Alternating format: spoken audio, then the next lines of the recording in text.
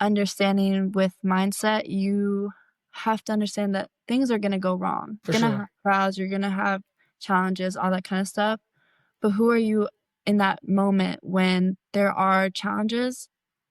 Are you gonna rise above it? And it's okay to, like, fall and tumble as long as you understand, like, that is not your situation forever. That's not where you're stuck at. Good morning, good afternoon, good evening, wherever you are, near or far. Welcome back to another episode of the Coach D's podcast. And on today's episode, I'm joined by Rachel Harvey, a talented guard whose basketball journey has just taken her from Eastern Washington University to an exciting new chapter with the Nottingham Wildcats in the Women's Super League.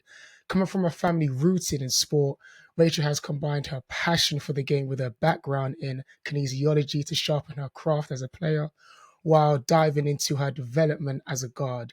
We're going to be speaking about the importance of decision making, creativity on the floor, and the mindset that drives her both on and off the court. So, listeners, without further ado, please give a warm welcome to Rachel Harvey. Appreciate you. No, thank you. That was amazing, introduction. You really hit everything. I love it. Thank you. And just before we even get started about just your journey, how you've developed as a person and a player and your new chapter with the Nottingham Wildcats, how was your physical and how was your mental? It's a great question. I feel like coming into just being in a new environment, meeting new people, I think I obviously worked really hard in the summer to get my physical, like, to its peak. Yeah. I trained pretty much every day, lifted almost every day, made sure, like, the mental side as well, like, was just as sharp, like, made sure I journaled, all that kind of stuff. We were talking about spending time with yourself. I think that was Yeah. super, super important, for the summer and building up to me coming out here. Hmm. So yeah, I honestly feel like my physical and mental are, like, at the peak it's ever been at. I feel Nice. like I took a lot of time just to make sure I was really prepared and just understanding that this wasn't gonna be easy transition because it's a whole new country, it's a whole new team, it's a whole new coach, and, have had already a lot of surprises, but, no, I think definitely, like, it's the best it's ever been for me, I think. Nice. Even just, I'm always curious to know, especially in your case, you've come from quite the sporting family, with your mom rowing at Oxford and your dad golfing there as well. Like, how much did that Yeah. competitive environment shape your own passion for sports? Yeah, no, I think for us, sports are really ingrained in us, like, from a very young age. I have an older sister as well, her name's Rebecca, she's about 5 years older than me, Hmm.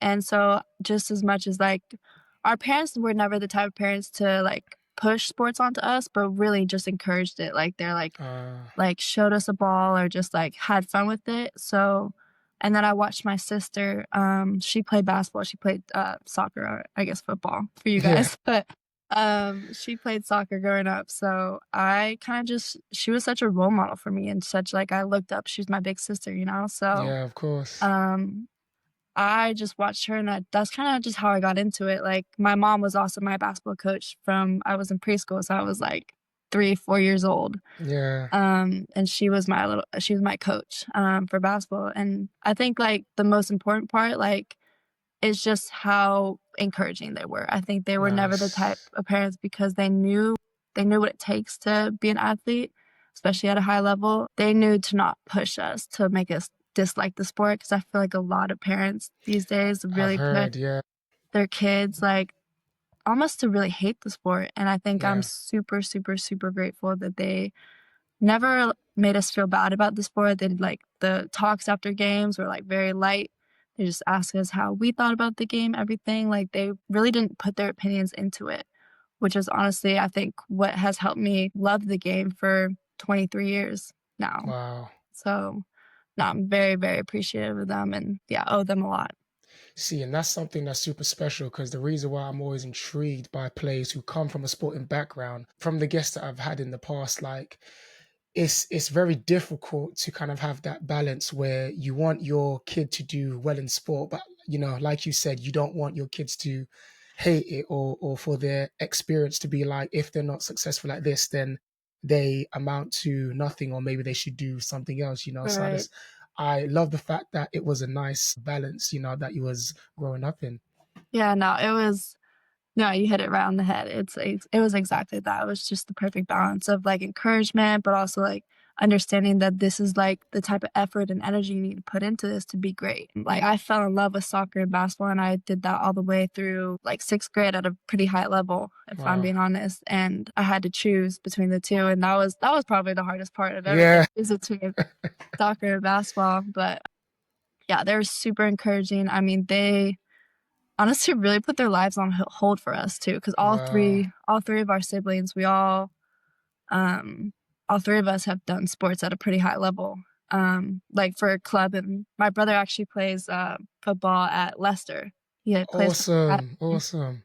So, he's doing his thing with soccer, as well, but um, they sacrificed everything. Like, they would drive us to long practices, they would come to games, we'd have Wow. tournaments in different, states as well, so Shout out to they the family support, no, man. That yeah. is big time. Honestly, that's big time. They yeah, they put a lot on hold. They put their social lives on hold, so very, very, very appreciative of them for, Right.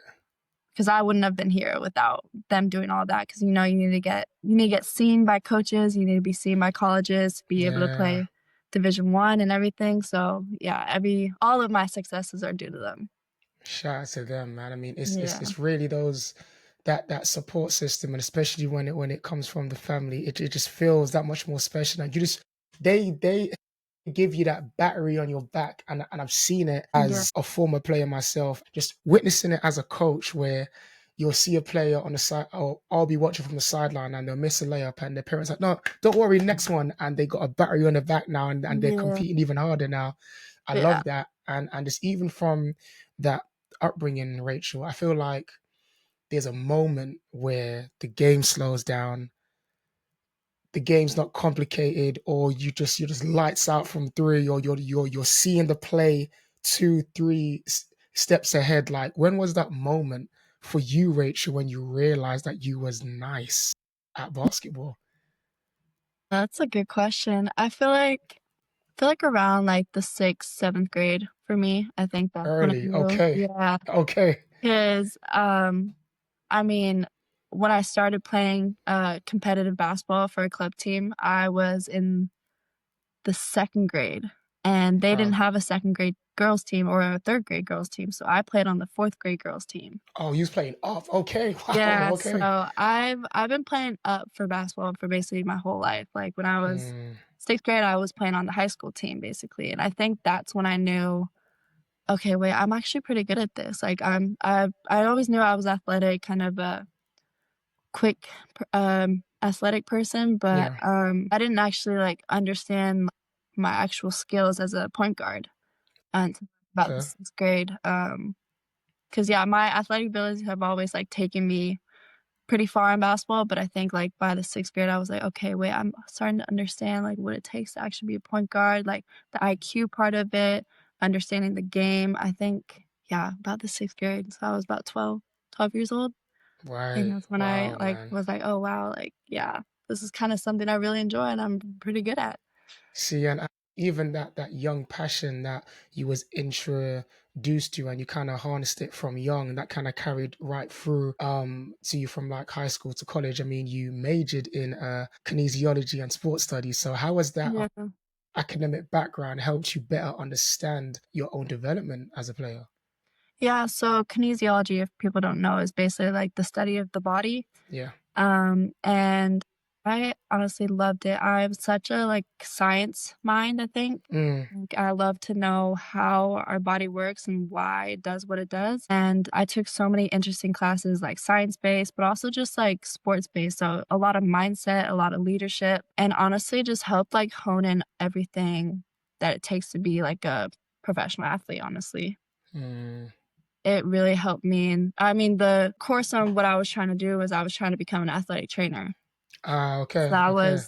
that was kind of the idea Yeah. that I had with taking kinesiology, but, no, I really enjoyed it just because I got to learn, like, even, like, nutrition-wise, because we took some Yes. nutrition classes, like, Yeah.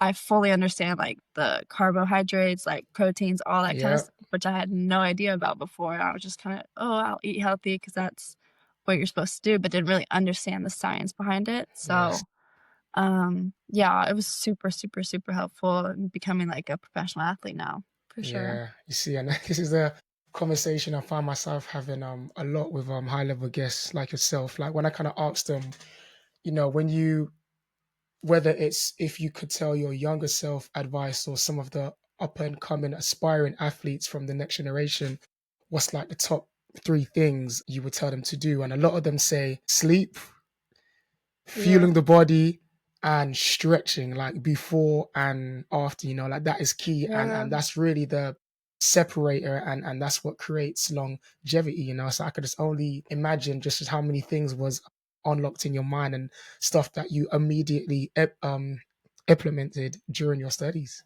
No, exactly. Yeah. No, you're right. You're completely right. I think sleep is super, super important. Yeah. I'm like the type of person I need to get like 9 to 10 hours of sleep. That's just kind of what I figured out. And Right. my mom always told us that like if you go to sleep before 12 p.m., um, that's when like or a.m. you'll get like the most sleep or the Yes. most like quality sleep, I guess. And Right. I've like put that rule to the test, and it is completely true for me. Like if I go 1 a.m. sleep, I am in a worse mood the day. Yeah. So Right.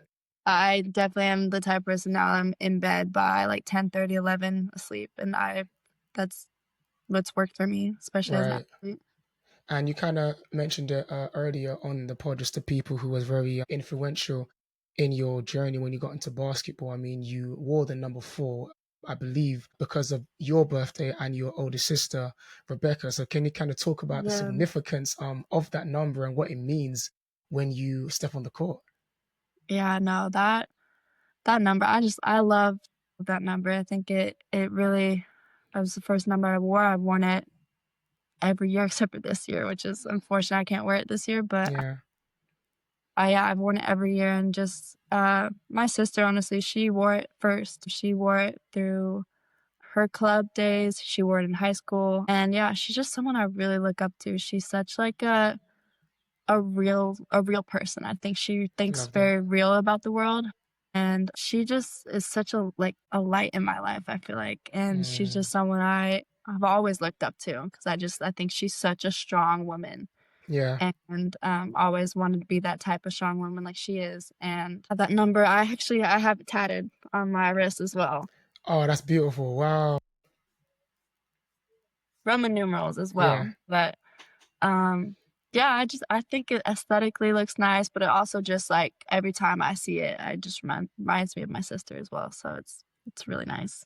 I love that. See, even for myself, I mean, it's probably going to look upside down. I mean, I'll probably zoom Right. in on the edits, but I've got number 7 for me because my pup's favorite number is 7, and myself, my little brother and sister are all 7 years apart. I don't know how he Wow. did that math, but yeah, like 7 for me is just like a That's real crazy. huge number. So I completely get where you're coming from, and even as you speak about your sister, kind of in a way being your greatest hero or less like a role model, in what Yeah. ways, Rachel, has she influenced your mindset and approach both on and off the floor? I mean, our relationship has been, like, very interesting. I think, like, when I was growing up, when we were younger, I think that, like, I just, like, looked up to her in awe. I was like, "Oh my gosh, like, that's my sister." Like, That's fire. she was like and then it, like, got to a point where, like, she was very dismissive of me, but, like, when she was in her teenage years, I was just like, Yeah. "I wanna be with you," but it's just like she was like, "Nah, I want my alone time, like, I'm a teenager, I have my hormones," Yeah, yeah. whatever. But I think, like, after that point, we have gotten so close in the past, like, 5 years. Like, we are, like, inseparable now, I think, and she's just this type of person who has such an open mind. I think her mindset is very driven and just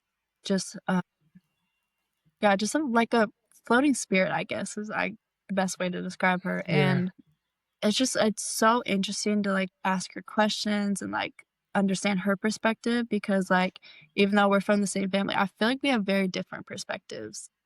Ah, okay.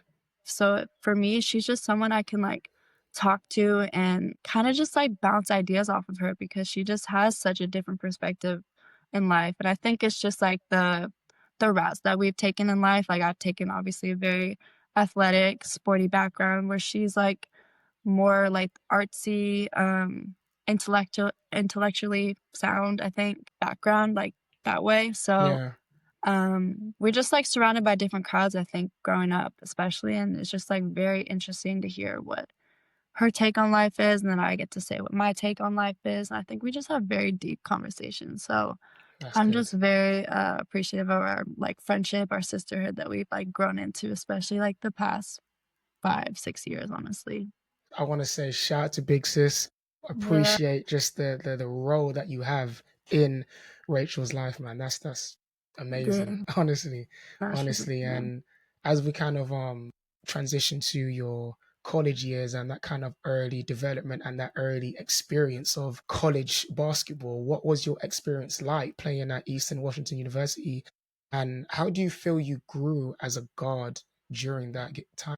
yeah. So Eastern, I loved it. It was so much fun. I was actually at Cal State Northridge for 4 years before that. Right. So I did my undergrad at Cal State Northridge, and that basketball experience, I think, I mean, we can get into it, but that one Yeah. is probably the one that shaped me the most as a basketball player, just Okay. because those years were not steady. I think we had about 3 different coaches, Oh different wow. coaching Okay. staffs through 4 years, different players coming in and out. So there was just zero consistency, honestly. And I Yeah. think that was really hard for me, honestly, because I'm Of such course. a person who needs consistency. I'm a person who needs structure, and not being able to have that for 4 years and like trying to figure out the whole college thing and trying to figure out life. Like the college is like where you learn yourself and all that kind of stuff. And yeah, I was having such a difficult time with it. And just like as a player, I'm trying to figure out what type of player I am, trying to figure out just my role on a team, and it would change. It was Yeah. constantly changing. And so that was probably the hardest part. But Eastern was amazing. I loved it so much. It was honestly what made me want to play pro, if I'm being so honest. Because Wow. Okay. if I was just at Cal State Northridge and I played there and I stopped playing after 4 years, I think that's what would happen. But being able to have my 5th year and be able to go to Eastern, I found my love for basketball again, honestly, like truly. I had so Nice. much fun playing there. I love my teammates. Like Spokane, Washington, there's not really anything to do there. So I was really just like honed into playing basketball and no distractions. Like Yeah. LA, there's a lot of distractions in LA, where Right. Right. Spokane, Washington, there was like very minimal distractions. So yeah, I loved it. That was the most fun I think I've ever had playing basketball, if I'm being so honest. And then it really made me think like, yeah, I really want to continue playing basketball. I really love this sport. Like Nice. I love it. So yeah, that was the experience. It was really good at Eastern. See, and even during that time, or even perhaps shortly afterwards, I feel like guards today need to balance scoring, playmaking, defense. Yeah. So, I mean, how do you personally sharpen your skills and decision making to stay effective in all of those areas? Yeah, I think for me from a very young age, I think defense was always like something I prided myself in, because Love coaches are this. always like, Love yes, this. defense is like what wins championships. Defense is what wins games, like all this kind of stuff. And like I took that really seriously. I was like, okay, like if that's what it takes to win games, like I'm gonna do it. I'm gonna be one of those hard-nosed defenders. Like you're not gonna have fun bringing out the ball against me. That part. I love it. I love it. So I've like always been a very aggressive, I think, guard when it comes to defense. Sometimes it's gotten me in trouble. Sometimes with the fouls, it's gotten me a little Yeah. bit in trouble. But I've become a lot smarter about that, definitely. But yeah, defense is big.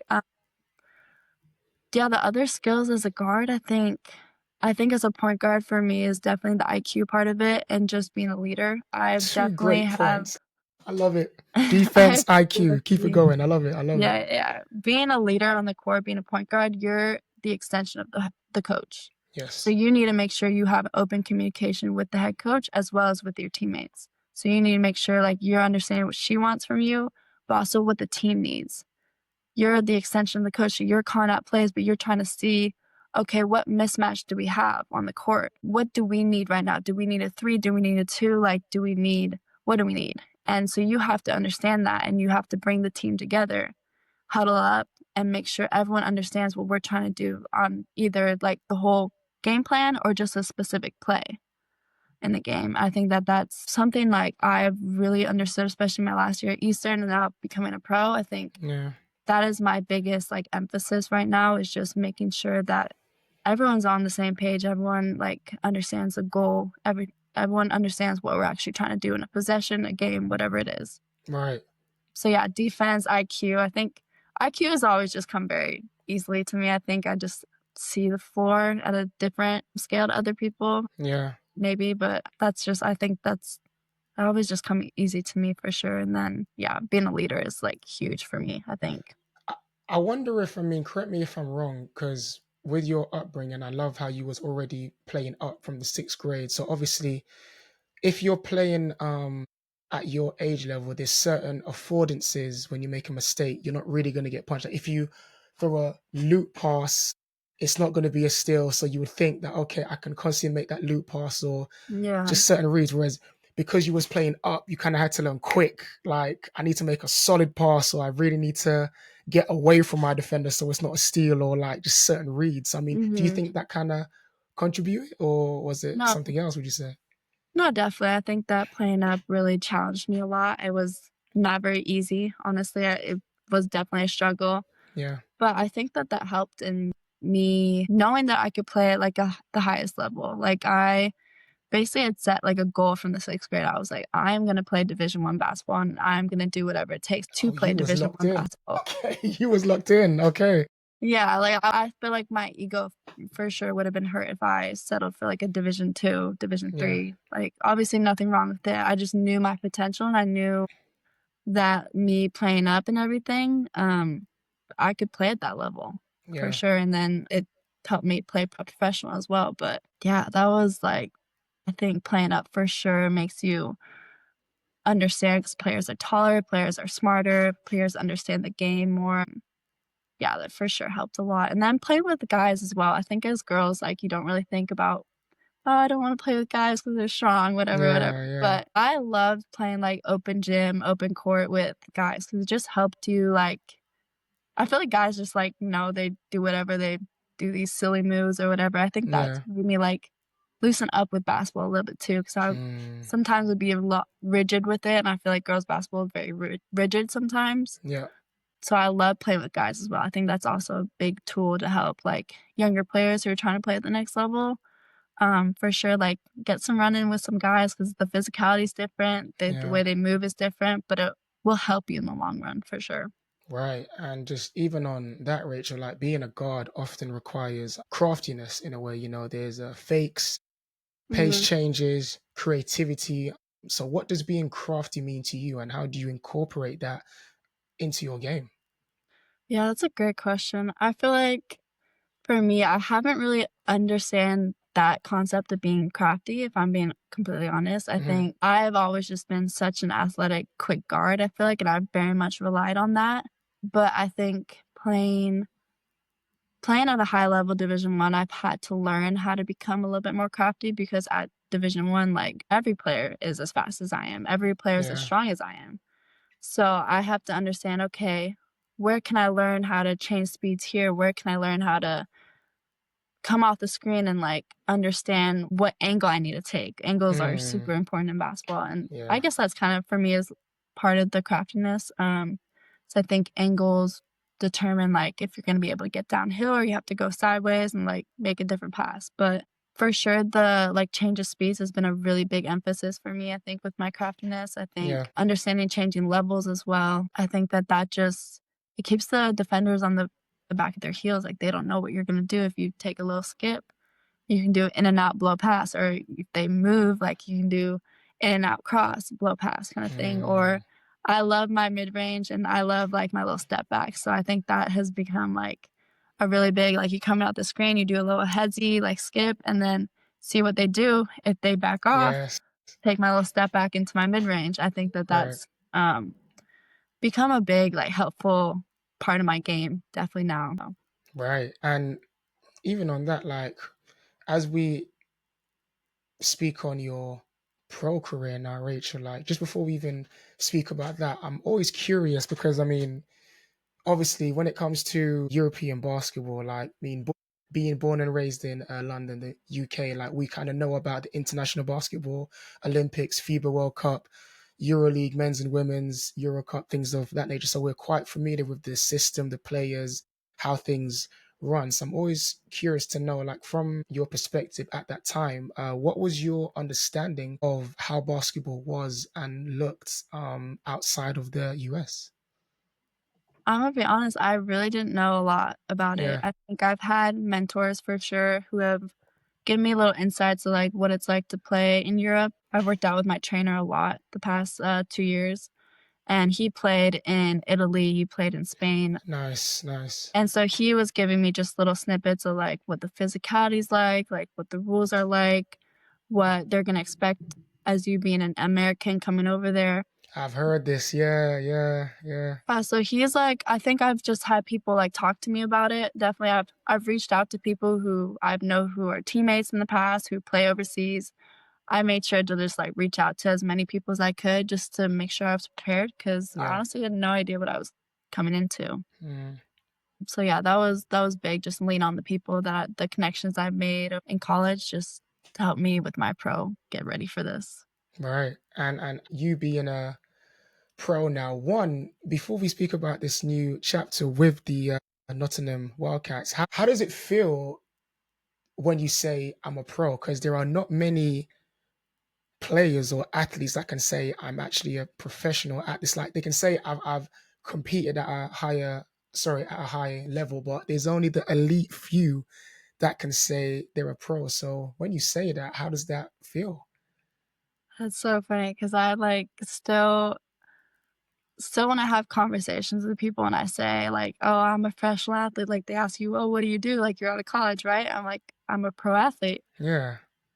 It still hasn't honestly, like, sunk in that Mm, I like, when I say, "Oh, I'm a pro athlete," like, I'm here, I'm doing it, but it still, yes. like, has been, like, such, like, a dream of mine. Like, it Yeah. doesn't even feel like it's reality if I'm being completely honest, just Yeah. because like, my main goal was obviously, like I said, like, to make it Division I, and I did that. Yeah. I didn't really think about playing professional basketball, like, it was always, like, a thought in the back of my head, like, "Oh, yeah, that'd be cool," but didn't really, like, have a full-on plan for it, and Yeah. so just how quickly it happened, like, how I after I finished at Eastern, how I got my agent, everything, and how it all just, like, fell into place was just, like I'm still, like, had to pinch myself, like, I'm a pro athlete, like, this is Yeah. Yeah. you get to tell people that, and that'll be on my resume forever, like, I'll get to Right. say, "Oh, yeah, I played professional basketball," like, I think that that is just yeah, I still haven't gotten used to it, if I'm being completely honest, Yeah. it's I get still that. still new, so Yeah. And now you're beginning an exciting new chapter with the Nottingham Wildcats in the Women's Super League. So, what excites you most about this opportunity? I think for me, like, the biggest thing about playing overseas was I wanted to make new connections, meet new people, travel the world. I think that was, like, the Yeah. biggest, like, plus side to playing overseas, playing professional overseas, but for the Wildcats, I think for me, I really wanted to play in England my first year. I have a UK passport, so I was like, "Okay, this would be it would be good, I'll get more money because I'm not considered an import." Right. And everything. And I have family here because my dad's from Nice. London. Yeah. So I know I'd be close to family. It was my first year playing overseas. So I was really excited when I got like the chance like to be with the Wildcats because I was like, this is perfect. Like this Yeah. is God really telling me this is the place I'm supposed to be because I'm surrounded by people I know. The language isn't different. Yeah. Yeah, everything just was perfect. And then I spoke to Karen, our head coach, as well, and she Yes. just seemed just like to know what she was doing, not like to have too many expectations or anything, but just she knew what she was talking about and seemed like someone I could get along with. And I think as a point guard, that was like the biggest thing for me. Yeah. I just needed a coach that believed in me and that understood what I was trying to do as a pro athlete, but Yeah. also someone like we could have conversations about basketball and I could hear her perspective, she could hear my perspective, and I Yeah. really felt that in our conversation. So I don't know, I knew it was a sign that I should be here, and so far I'm right. I'm very happy I chose to be with the L- Wildcats. Love that. And just even, you know, having those conversations to kind of help you understand just the bigger picture of the club expectations and also your role on the team. Like, how do you see your role within this team and what kind of impact do you want to make in the league? Yeah, so I just really want to be a leader. I think I've had conversations with, Karen that I really wanna come into my voice as a point guard because I think I've always kind of been the person to lead by example, but I think Mm, now I wanna be the type of leader that's vocally and, like, physically doing the right thing. right. And so this is definitely a challenge for me because I've always been a point guard. I've always been vocal to a sense of, like, what I need to do, but I kinda wanna go above and beyond being a leader and just, like we have a lot of young kids on our team. We have 16, 17-year-old, 18-year-olds on our team Yeah. through the academy, and I just really wanna be, like, a role model for them and, like, help them grow into the basketball players that they could be. Yeah. So I think that's, like, the biggest role for me this year. I also know I have to score a lot. I'm always been used to, like, being a distributor, like, making sure that everyone gets their shots, but I think at Eastern, I definitely, like, was ramping up, understanding that I need to be more of a scorer as well. Yeah.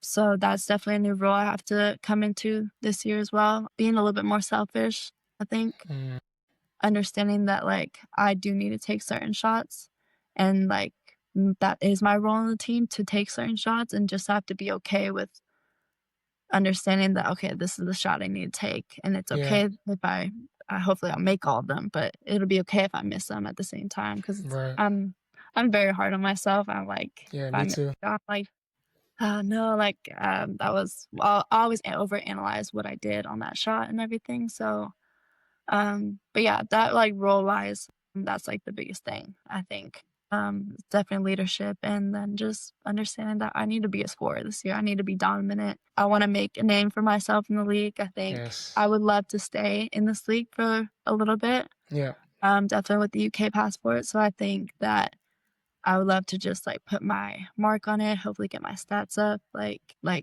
put my name on the map for other teams if they want me or if I wanna stay here, like, Right. understanding, yeah, that's just what I need to do, so Yeah. Yeah, and honestly, man, I think just how you're starting is really great to be honest, man. And even just from your experience from the high school to college to now the pro level, I mean, you've been around some great players, and from what you've absorbed so far, in your opinion, what makes kind of like a two-part question, like from your perspective, Rachel, like what makes a great God versus a good God? Like, what kind of separates the two, in your opinion? it's a good question. I think for me, I mean, like, there's levels. I think a point guard versus a guard is different in my Yeah, eyes. I think the leadership aspect with the point guard is very different. I think guards have certain roles on the teams, point guards have certain roles on a team, so being a guard, like, you have to understand that you have to handle the ball, you have to handle the pressure a lot, and versus, like, point guards also, you have to, like, understand everyone's position on the team. You have to understand everyone's role, everyone's yeah, position. You have to know the 5 spot, you have to know the 4 spot, you have to know the 3 spot, you have to know the 2 spot. And I think it's just a guard, you're like your mentality is just like, okay, like a shooting guard, you score. Like, I get the ball, yeah, I shoot.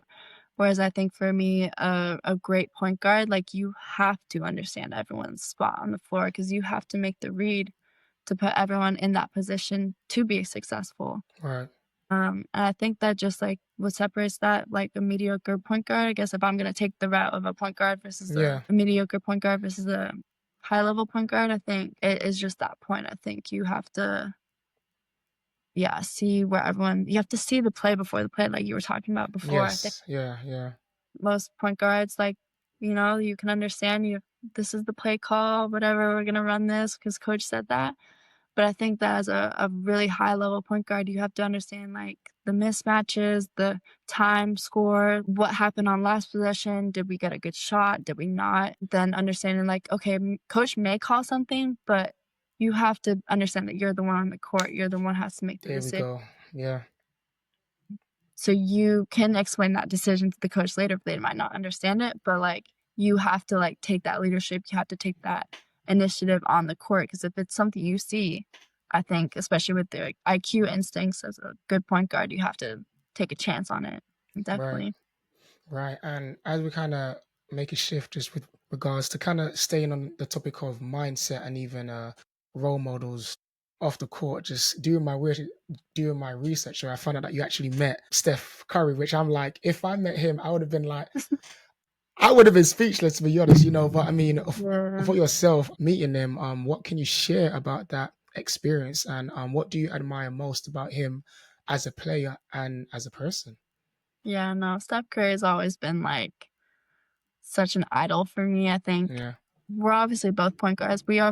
I think our games are very different. I'm not like a knockdown 3-point shooter, which is very impressive. But I think honestly, what really like I love about Steph Curry is just how he handles himself off the court. I Yeah. think he's such a professional person, and the way he speaks and the way he presents himself, I just think is very wholesome. And that's like the type of person I want to be like on and off the court. I think I wanna just come across very genuine and very intellectual and all that kinda stuff, and I think, being able to meet him, I met him in Hawaii, actually. Okay. He had a camp in Hawaii, a Steph Curry camp, and, I was lucky enough to go, and I like the level was not as high, obviously, because it's all these people who are, "It's Steph Curry, you wanna go meet Steph Curry," Yeah, all of course. that. Yeah. So I actually got the opportunity to do a shooting game, a shooting challenge with him. It's one of his like warm-ups he does, Yeah. where it's just like you have to get to a certain level of makes. Like we were doing mid-range shots around the arc, and like it's like you get plus if you make it, you get if you miss it's minus, and you want to stay Okay. like above basically. And he was saying this is like a drill he does all the time. So he was rebounding for me, and I got to do this drill that Oh, he wow. does in front of the whole camp, and that was probably one of the top 10 moments for me is just being Yeah. able to do that in front of everyone with him rebounding, encouraging me, all this kind of stuff. So that was a crazy memory. That was such a yeah, that was insane, but, um, yeah, he's definitely been, like, a person that, for me, basketball is just, like yeah, he's just amazing, and his work ethic is crazy, like, for Right. him to be, like, underrated, like, coming out of college, all this kind of stuff, like, didn't have a Yes. name, like, Yeah. to himself, and then he's just worked so hard to become, like, the best shooter, best point guard of all time, basically, so Right. yeah, I just really admire his work ethic and just who he is as a person, and his family, his morals, all that kind of stuff. I just think it's just the person I wanna be, honestly. Right. And I could just imagine. I mean, have I? No, no. I've had a couple of teammates who've seen like NBA players up close in person, and just seeing them train and work out is Yeah. different. Just how they move, they're very intentional with their footwork. The spots that they shoot from and just things like that. So I could just only imagine the just amount of game that you was able to soak up from that experience. And even with that, like Yeah. him being an idol and someone that you look up to, like you look at players who are listening and players who have been following your game and they're, aspiring to, follow a similar route that you have. What's one piece of advice you would give about developing craftiness or decision making and even just confidence on the floor? I think that film, honestly, like, watching the game is really big. I didn't really understand that till I got to college, if I'm being honest. I think that you think it all has to be physical, but if you elevate your mind as well, I think that that is such, like, a key aspect that a lot of, like, players don't understand or don't realize or think it's, "Oh, it's not gonna do anything," but honestly, being a student of the game, watching film, watching, Steph Curry play, watching, WNBA, players play, Yeah. like, whoever you wanna watch, I think that watching is such a key element to the game, and just, like, even if you Yes. go, like, watch yourself work out, like, film yourself doing shooting exercises or whatever, and, like, then compare it to, like, say, Steph Curry, who's, like, the best shooter of all time, like, doing those kind of things, like, it may be a little tedious and stuff, but it'll really separate you from just being a mediocre player to, like, one of the best, honestly. I think that Right, like, people don't really understand that or don't realize that, but and I didn't honestly growing up, I had no idea. But I think that college has been, like, a very eye-opening experience for me when it comes to film. right. And this is a question, honestly, that was inspired during COVID when everybody was taken away from their passion, their loved ones. Yeah, And it was a moment for me where I really had to take off because I mean, I would watch everything related to basketball, women's basketball, men's basketball. If it had basket and ball connected, I would be watching, but it really right, took a moment to be like, okay, let me take off the Coach D hat. What does Demetrius like to do? And it took me a minute to be like, okay, now that I don't have basketball, what is my identity like? What do I like to do? Like right. I've learned a whole new language during COVID. I studied Uh-huh. just like working out and just getting into anime and the stuff that I like to do as a teenager. Yeah. So for yourself, I mean you're very early in this chapter of being a pro, but how do you separate Rachel, the high level pro athlete, versus Rachel, the person? Yeah, I think that that's, like, something I've really, like, been intentional with, I think, the past year. I've really tried to grow who I am and trying to understand, like, the type of person I wanna be, and I've done a lot of journaling, I've done a lot of Bible study, honestly, I've Nice. gotten my relationship closer to God, which has been really important to me, and just, like, understanding what I do like to do or what kind of path I wanna take, and I understand that I really love fashion, I love modeling, all that kind of stuff, so Nice. that's Yeah. something that I, like, just love that creative side and, like, with clothing pieces especially, so, like, coming here and, like, being close to London, I'm like, maybe I could start that, maybe I could Yeah. create that, like, interest into, like, an actual maybe career after, like, basketball, because you can't play basketball forever. It's true. Yeah.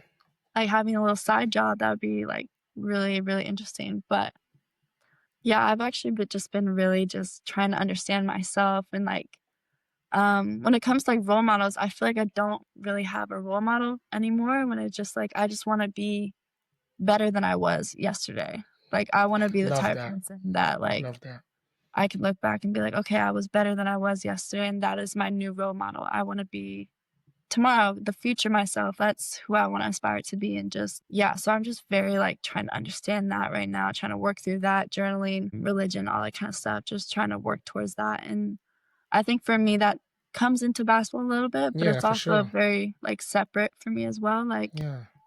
who I am on the court is a very different person. I'm very intense, like, really, like, aggressive, like, my emotions are crazy on the court versus, like, who I am, like, outside the court, like, I'm a very Yeah. calm, like, sweet person, like, smiling all the time, like to be by myself. So, I Yeah. think, like, those 2 come together, but it's also nice to, like, have 2 different identities, honestly, where Yeah. it's just, Yeah. like, I can be calm, chill, whereas also On the court, crazy, yeah, like, different. basketball, Yeah. like, Right. intensity, all that kind of stuff, so Yeah. And even just to follow up on that before we wrap up the podcast with the Beyond the Game segment, when you look ahead, if you can, what kind of a legacy do you want to leave behind, both as a player and as a person?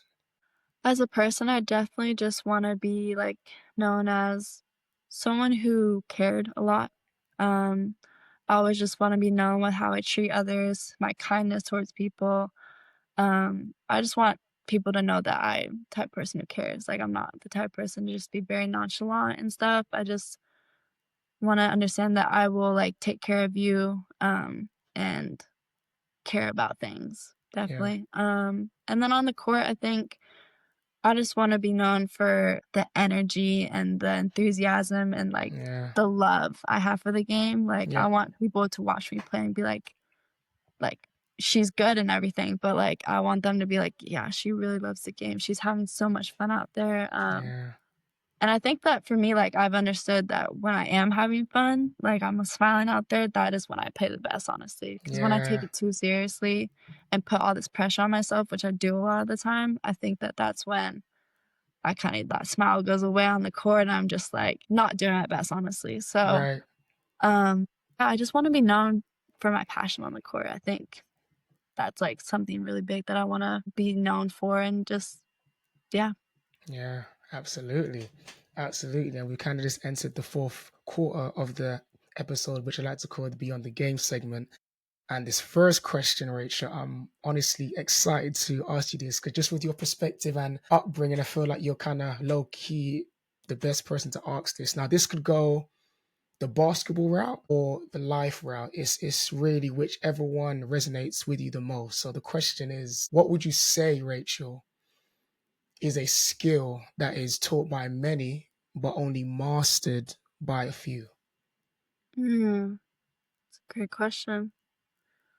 I think that mindset, I think, is something that, like, everyone talks about, but very few actually really understand what it means to have, like, a good like, I'm talking about, like, a good positive mindset, I think. A lot of people, like, understand that they have goals and everything and they need to be locked in, but understanding with mindset, you have to understand that things are gonna go wrong. You're For gonna sure. have trials, you're gonna have challenges, all that kinda stuff, but who are you in that moment when there are challenges? Are you gonna rise above it? Are you gonna be Speak on determined? All this. that Yeah, kinda stuff? Or are you not? Are you gonna fall? Are you gonna tumble a little bit? And it's okay to, like, fall and tumble as long as you understand, like, that is not your situation forever. That's not where you're stuck at. There's yes. still time, there's still moments for you to build your character and understand that, "Okay, this is where I am now," but for me, at least, I know, like, "Oh, God has got me. He understands, he's taking me on this path, and you know what? There's gonna be trials, there's gonna be challenges, all this kinda stuff," but it's that mindset that you have to understand that for me, that mindset is like, God has got me. What is meant for me is gonna happen, and as long as I work hard and I have a positive mindset, attitude towards it, and I'm a good person at heart, I think that I will be rewarded for everything that I have done and I put into it, and, it's not always gonna work out, but you know what? I believe that in the end, it'll all work out for sure. That was said so beautifully, honestly, Rachel, because this is why I resonated with what you said because I tell myself first this question. Sorry, I tell myself this first, and then my players second. Like, it could be during a timeout, or even to be honest, just during training. Like, I'm not concerned with the mistake. I'm more Yeah, concerned with the thought process or what we choose to do after that mistake. I that's don't huge. I don't want it to be you miss a layup, now your head is down, you're stuck in the past where the game is going on Mhm. and now it's a 5-on-4. And I'm not Exactly. saying you can't be frustrated, but take that frustration out on, okay, you know what, even though I made a mistake now, I'm gonna play present, run back, get a steal or call a screen or box out to get the rebound because Mhm. everything is fine when you're up by 10, you're feeling good. But like you just said it there, Rachel, when things is hitting the fan, when the ball is not dropping, when you're finding it hard to beat this full court press, in that moment, what is going to happen? Are you going to be able to make that adjustment? Me as a coach, can I call that timeout, bring them together, get everyone on the same page, or are we just going to allow emotions to bubble up, or are we going to start blaming the ref? Like, so what you said there, so Yeah. so key. No, So, that's so key. you said it right. I mean, I think you have to understand that on the basketball perspective, like, basketball is a game of mistakes. You are going to make a Exactly. mistake. 100% you are going to make a mistake. There's no way to avoid it. It's just like your response time. Are you gonna I went to a basketball camp, called PGC actually in the States, Ah, and yeah, no, yeah, PG, yeah. yeah, one of the things that they taught us was that when you make a mistake, you do the 2 claps, and that's it. You run back on defense, you I figure it like out. that. Instead of, like, like, players, like, when they make a mistake, they, like, would go like this, and, like, you could see that frustration, like, they miss a shot, they miss a layup, whatever, they miss a box out, it's the 1 clap, whereas, like, a 2 clap is like, "Okay, got it," like, reset, 2 claps, reset, go, like, don't dwell on what you said, the mistake, whatever, it's how you're gonna respond to that mistake, because it's gonna happen. You're gonna have a mistake. Right. Even as a coach for you personally, like, Yes, you're maybe not gonna make the right play call or whatever, but for sure. to learn from it and then just be better. That's all you Right. can ask for in life and in basketball. I love that. I love that. And with the second one, what would you say is what is something that failure taught you that success couldn't? I think to be okay with making a mistake. I think that people, like, harp on, like, making a mistake is so negative and stuff like that, but I think being able to, like, eye in those mistakes and just understand what went wrong and not, like, overanalyzing to the fact where it just, like, explodes your head, but, like, to analyze it in a way that is productive for, like, you know what to do next time. And I think that when it comes to, like, failures, being able to just understand, like, what went wrong, but not, like, have it, like, just, like, overwhelm you and just, like, take Yeah, your whole emotion, your body out of it completely. Being able to just sit with what you've done in life and in basketball, like, and just be like, "Okay." And there's time and places for that, obviously, like, yeah, you're for not sure. gonna, like, in the middle of a game, be dwelling on it or everything, but, like, there's a time and place, like, after the game to analyze your failures, analyze what you've done or whatever in life too, like, analyze your failures, understand what you've done, and be like, "Okay, it happened. That's okay. It's what's gonna make me stronger." It's not like something you just like, "Damn, I did that, like, I should just forget about it, whatever, like, throw Yeah, it away," kinda thing. It's and you're automatically think you're gonna be successful, like, that's not how that works. Like, you right, have to right. really sit with it, understand it, learn from it, and then, "Okay, now I can take my road to being successful." Like, it's not gonna be a straight line, obviously, there's gonna be tosses and turns, all that kinda Yeah, stuff, but understand that, like, yeah, you have to just, like, understand what happened, and then you could, like, understand and take your journey to be successful and everything like that. Because I I've always said, like, I'm very grateful for all the bad things that have happened in my life because they have made me into the person that I am today. If I were to just have all successes, all this kind of stuff, be happy all the time, like, I think I'd be a very different person than who I am today, and I'm very happy with the person I've become, and that's because of the challenges and the hardships I've gone through, and I think understanding that and being okay with that and being like, yeah, "Okay, it happened," that's so much more valuable than just being successful all the time, and that's something that people, like, are starting to understand, I feel like, but I feel like not everyone is on understand that concept fully. right. And just the final three. I love this segment, man. It's just beautiful to be honest, man. The final three I've got for you. What is the best piece of advice you ever received? Oh, that's a good one. Let's just make my lighting better. So good. Best piece of advice. I think just being comfortable in who you are. I think that's probably the best advice I've gotten. I'm sure there's better ones. That's the first one that came to mind though. Yeah, because I used to like as a person, I used to just like not be okay with who I was, like Yeah. and like kind of shy away with my personality and all this kind of stuff. And felt like people were judging me all the time, all this kind of stuff, because I was such like a tom girl, honestly. Like I wasn't a girly girl like all the other girls. I felt like I was very much athletic, into sports, all this kind of stuff. And I shied away from it so much when I was younger, and I wish I didn't. I wasn't like my full authentic self. And I feel like that made me come into like a shell, honestly. And Okay. someone, like, told me, like, "It's okay, you are beautiful as you are, God made you who you are for a reason, and you just need to embrace that and just be who you are." Yeah. I think, yeah, I didn't do that when I was younger, and that's something I regret a lot, honestly, but being okay in my own skin now, like, is such an uplifting thing now that I'm Absolutely. able to do, and I feel like being comfortable with myself, being alone with myself, like, has been, like, such a big thing for me because, like I said, I used to be, like, wanting to do something with everyone all the time, like, Yeah. super busy all the time, but, like, that was just, like, a facade, honestly, because I wasn't okay with who I was personally. Yeah. But once you spend time with yourself and everything, like, I really was able to enjoy who I was, and once you enjoy who you are, other people can enjoy who you are as well. Yeah. And Um, I must say I really appreciate you sharing that and being so honest because I think yeah.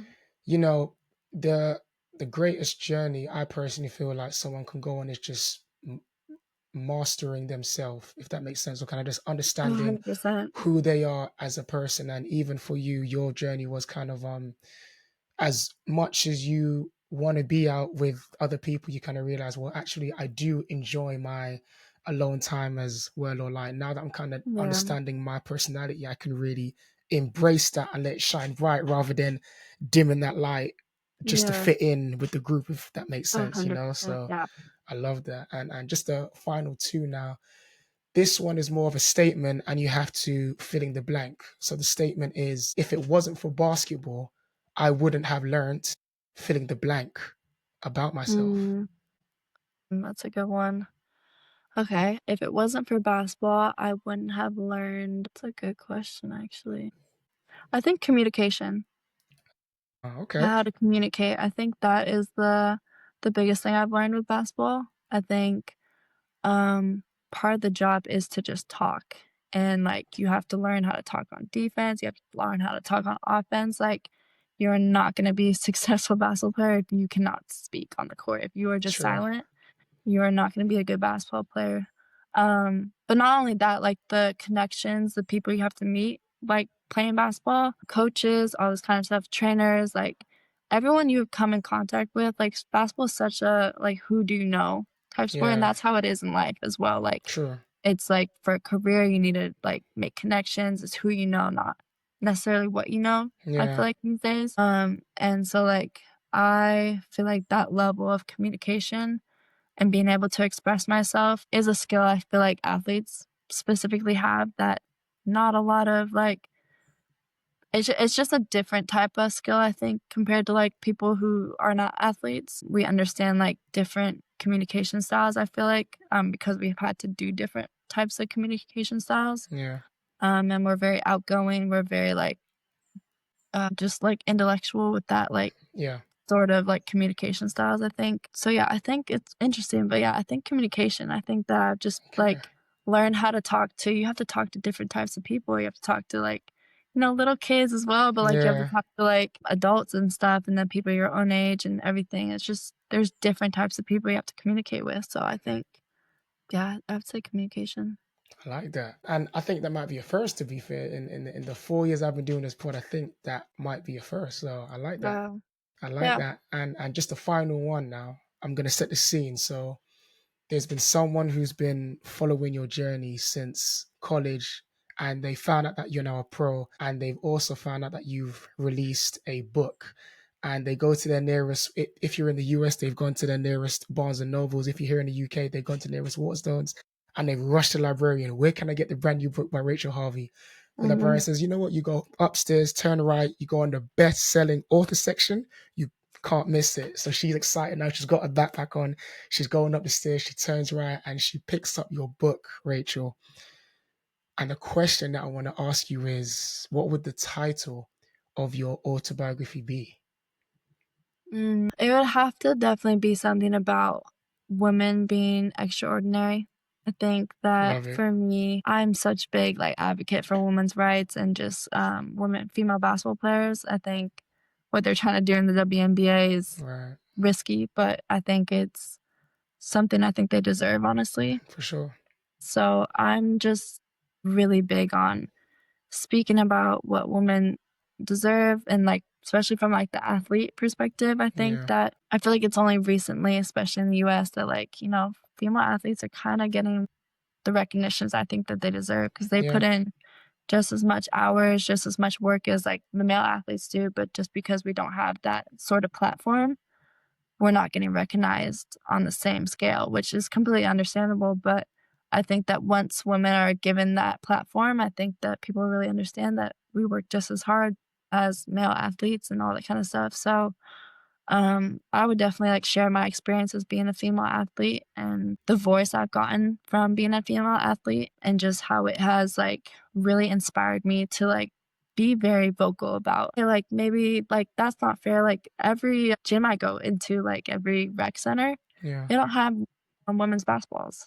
And I think that that's Yeah. so unfair. I think that I don't know how it is here, but at least in the US, like I go to a rec center and there's just men's basketballs. There's no women's basketballs, which I think Wow. is pretty unfair, honestly. So Yeah, I'm just a very, like, vocal and, like, I'll definitely speak up if I see something that's not very equal or just something's a little off about a situation, and I'm just yeah, I just wanna help inspire and, like, those little girls who would wanna read my absolutely. book, like, I hope, like, they would get that message that you are just 'cause you're a woman doesn't mean you're less than or anything. You're just as powerful, you're just as strong. Talk about it. You just, like, you might have, like, a different voice, but that's okay. It's not gonna be, like, the loudest in the room maybe, and that's Yes. okay, but it's just understanding that your story, your everything is important. I think little girls really need to know that, honestly. Yeah, absolutely, man. I mean, honestly, I want to thank you first, Rachel, for your time being on this podcast. I want to thank the people who are listening on Spotify and YouTube. And for those who want to just continue following your journey, Rachel, when it comes to the socials, where can they find you? It's, Rach_4H. You can find, that's my Instagram, and then I don't even know what my TikTok is, but you can definitely find me on Instagram. All of Yeah. my socials are pretty much Rach4H. That's kinda been my known nickname is Rach4H, so it's Okay. Rach_4H if you'd like to find me and follow my journey. Perfect. And listeners, do not worry. Those who are listening and watching this, the link to our socials will be in the description of this episode. But for myself, Rachel, honestly, I appreciate your time. Thank you so much for joining me on the Coach D podcast. And listeners, we appreciate you. Stay tuned for the next one. This is myself, Coach D, and the one and only Rachel Harvey signing out. Yeah, thank you so much for having me.